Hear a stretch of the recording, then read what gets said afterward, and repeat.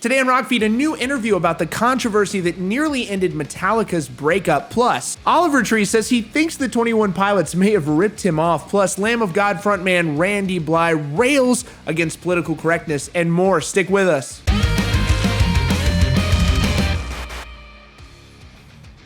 Welcome to Rockfeed. Thanks for joining us. If you're one of the 70+% of people who watch this show every day but aren't subscribed, please consider subscribing so you don't miss out on breaking news and updates, but also it really helps support the channel. Now, before we get to this Metallica story, I want to talk about Oliver Tree. Now, Oliver Tree isn't a hard rock guy, but he does make rock music, but it's more so on the indie side. Now, Oliver Tree is really he's a crazy guy. He does stunts. He just broke the record for riding the largest scooter possible. Apparently he sustained some injuries. He's a mysterious figure and people don't really know what to make of him. You know, sometimes he's trolling. This is what he looks like, obviously. They think he's a character. It's really hard to decode when he's being serious versus when he's not, which is why a lot of people are drawn to him. But he had a interview where he appeared to break character at different times with H3H3 on his podcast, and he was asked about 21 Pilots. And if you listen to Oliver Tree, his music is very similar.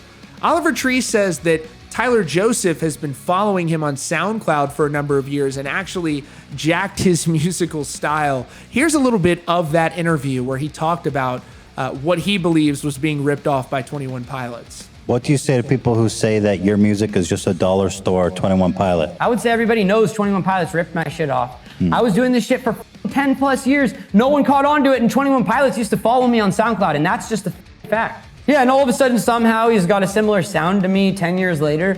Oh, it's shocking. And people ask how it happened. Well, Tyler Joseph used to follow me on SoundCloud. Interesting. Is there any legal action in the works? At this point, I've actually have to decline on that answer. My legal counsel has advised me not to say anything. But I will say this, yes, there will be repercussions. So yeah, you can't really tell when Oliver Tree is joking. He's obviously joking at some points there, but 21 Pilots does certainly sound very similar to Oliver Tree. Check out his new record, out everywhere now. Ugly is Beautiful. All right, and moving on, let's talk about Lamb of God frontman Randy Blythe. And he did an interview recently where he talked about sort of the increased political correctness that we live in, that landscape. And yeah, he's lamenting the fact that you have to kind of walk on eggshells in everything you say. You know, there was a time not too long ago where comedy was frequently very offensive. It wasn't intended to hurt anybody, but that's just the way it was. Comedy is the free expression of ideas. It is an art form. It's meant to shock you. It's meant to make you feel something. And so yeah, that's my high horse about that. Here's Randy Blythe talking in this interview. He says the following: people are having to internally vet any sort of reference to anything they may have come across. It's like, what the fuck, man? I mean, obviously it's something important. If you're going to write an article or support someone's art publicly or something like that, you need to do research before you endorse this person. People are so effed up right now. They're so soft. And I think there's a lot of factors contributing to it.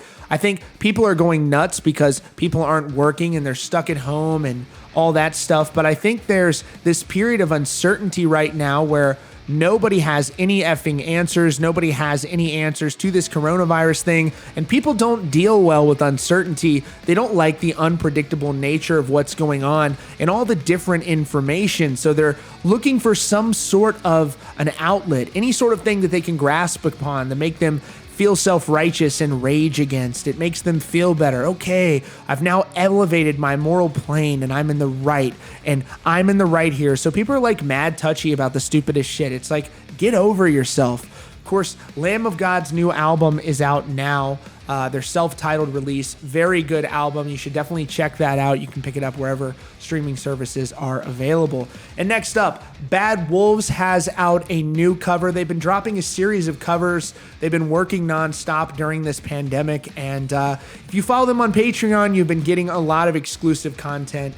And they have a new cover out in honor of Chester Bennington. It is a cover of Crawling, and they shared a teaser of that on their socials. I want to show you just a bit of that cover, and you can check it out in full over on their Patreon. I felt this way before, so insecure.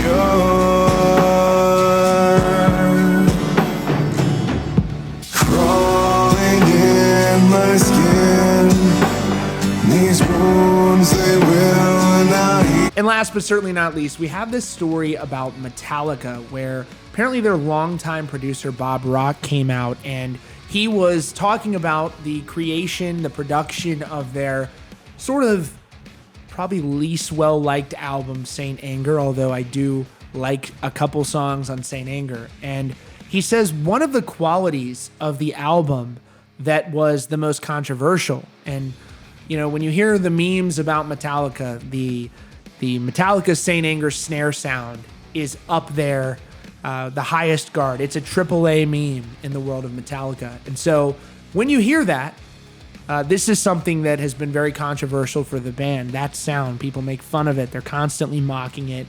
And now this interview has come out with Bob Rock talking about how deliberate this snare sound actually was and how it might have actually kept the band together. Consequence of Sound says, as Rock tells it, Metallica were jamming in their clubhouse in San Francisco where they had previously rehearsed with late bassist Cliff Burton. Inspired by the jam-like quality of the demos, also produced by Rock, Ulrich sought to preserve that raw sound during the proper tracking of Saint Anger. Ulrich had borrowed the Ludwig snare from Rock for the demos, and it remained on his drum kit during the recording of the album.